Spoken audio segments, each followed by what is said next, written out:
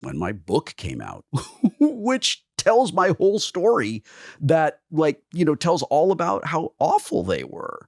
Still, I was like, I got to call my mom and dad when I was getting ready to do this podcast. And when we put out our announcement and the response was so overwhelming and so positive and so much, the volume of people was so much greater than I anticipated. The instinct is call the parents and tell them, and it's still there. And I'm like, but no. So when that's really interesting, by the way. That makes me think a lot. I think like it doesn't mean that you have forgotten or you have forgiven or you hate them or whatever it is, right? It doesn't matter what that is. That is a supernatural impulse. Everyone has parents. Every child has a mom and a dad. Yeah. And like you want to share that with them. And I've just accepted that, when I have that impulse, call your wife.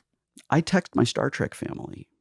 Gates. I text Gates and Frakes and Marina and Brent and Patrick and Michael and LeVar yesterday morning. That's nice. So yesterday morning before we announced, I texted LeVar because this doesn't exist without him. I texted him and I said, I just want you to know that we're announcing today and I'm excited and kind of nervous. But this wouldn't exist without you. This wouldn't exist if you hadn't believed in me, if you hadn't said, I want you to do this. This wouldn't exist if you hadn't said, how can I help? And I said, I just want you to know that if this goes the way I really hope it does, it could be the next thing in my life, right? This could be my gig for a while. This is something that I could do and it feels like it could matter to people. And I just want to thank you for being there for me. That's awesome. When you didn't know that you were. And I could see a happy feeling when we're talking about this. LeVar called me last night and I did totally unexpectedly and told me how proud of me he was. What? Yeah. And he was just like, he said, I couldn't just text you. I had to hear your voice. And I could see you getting emotional now. The thing is like twice in my life, I have felt what I imagine it is like when your parents love you and approve of you. Once was when Frakes was on Ready Room. And he told me how proud of me he was and how much he loved the show. And just, I don't know, he was curious about me and about what I did and how I did it. Isn't that weird to have that feeling? And then last night, it felt that way from LeVar. Did you get emotional last night? Yeah.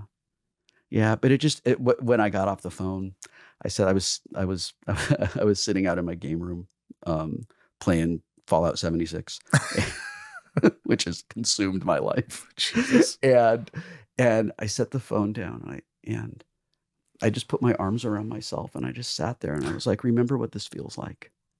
Wow. Sit in this, enjoy this, feel this in your body. You have these feelings in your heart and in your arms feel weird. And like, just, there's a feeling of joy and acceptance. And I